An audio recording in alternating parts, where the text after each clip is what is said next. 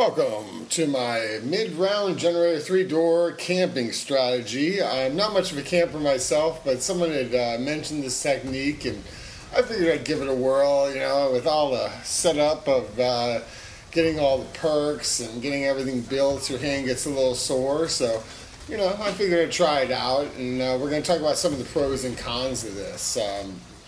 Definitely a way to blast through some of the early rounds. They only come from in front of you. Using the fire staff or pretty much any staff, definitely really easy to take out. The Panzer, he only comes from in front of you. Some of the cons, it's a little wasteful on ammo. Also, you really need to keep the fire cooking right there at where they breach through right there. It can be a little iffy. I actually did take it down at like 36, but I decided to press on and see how far I could take it. You always have an exit to the rear view. Another one of the cons, every time one of the generators is getting hit, good luck trying to get to it. I got lucky a couple times and got zombie blood, so I was able to scoot around the guys to go stop it, and I got a nuke a couple times, so that was getting lucky. Otherwise, you're gonna have to just find some time to go reset all your generators at some point, and you don't want to go down and have your jug generator out. Now, here's one of the ways they're gonna, sometimes you get misfires, and they will breach through here, especially if you're shooting right at them. You kind of got to shoot at the ground there. Nukes, I probably shouldn't even be grabbing those because they just end up screwing up the whole, file in process. But you'll see as we go on here a little bit that, I kind of got my feel for it and got it laid down pretty good. But you want to try and keep, see, like I had some fire going there, and what's going on here? Up it. Yeah, sometimes I would have to back up to that door, and I believe that's how I got nailed too, because then you're sitting there shooting, and they breached past your chokehold point up there. So I pondered right about this time of opening that door and leaving, but I was like, oh well, let's see how far I can actually take this. I was curious to see how viable it would be as a mid-round strategy and whatnot. So and I did, I believe, I went to 44. So it's all right. For some of you guys, again, if you want to do this for a while to get up till you get to the max spawn rate, it's probably a decent area. It's definitely the best camping spot there is on the map. I mean, it's not really a camping map, but some people like to camp, so I figured I'd give you the alternative and make you a video showing you, here's one spot. I do this at early rounds up to like 5 or 6 to make my points, and then I scoot around, because it's safe. They only come from right above there. As long as you're behind the sandbags, you're pretty much safe. And then, but the problem is you're trying to wait for that last guy, and get out of there. So sometimes, if there's stuff you need to do and you do get a zombie blood, even though you've got all 80 of your perk slots all filled up, you might want to grab it and scoot out and go for what I'm going to show you as the alternative fire staff strategy that I usually use.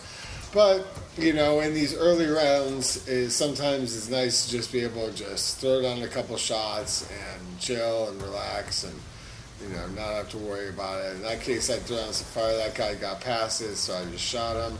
But then you got to switch back and you got to wait for it to charge up. So, it's dangerous. I was lucky to be at the end of a round there. So now we're skipping forward to 44, and you're going to see here how it can go awry. You want to try and keep that fire up there as far ahead as possible, but when you start shooting here, see, they'll start breaching through it. They just keep on pushing forward. So it stops being effective at this point. Once they get up here, I'm trying to lay down some heavy fire, but that's not working.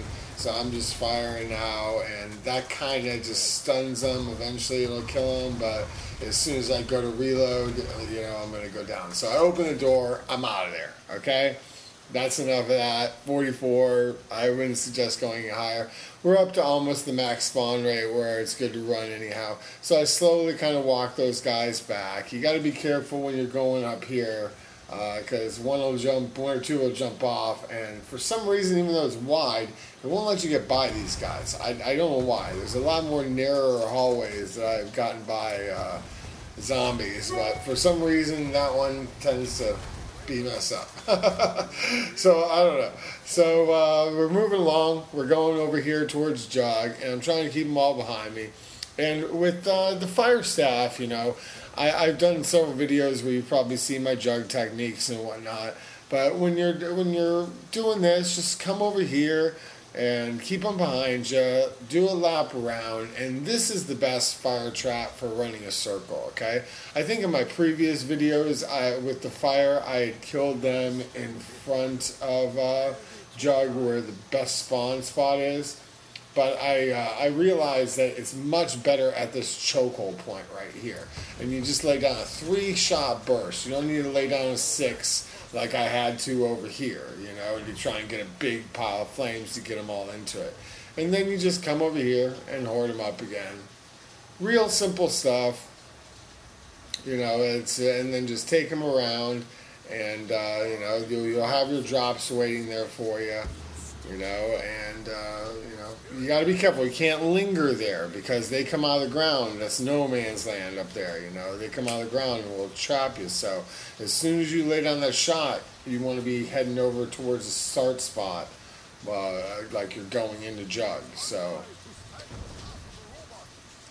we got an insta-kill. I'll do little grenade kills. But I hope this has been helpful for you guys. Next up, I have a video for the high rounds using the robot, high-speed robot traps and some of the techniques for doing that. But I figured I had the footage for this game that I'm doing now, and I wanted a little more footage for a few different techniques I wasn't able to capture on that other one. So last game I played with it, so I figured I would go ahead and pop this video out for you guys real quick. Hope it's been helpful, and make sure to leave a like and any comments and questions, and you keep on enjoying Origins. This is by far my favorite map of Black Ops 2 so far. Definitely the most challenging. Have a great day.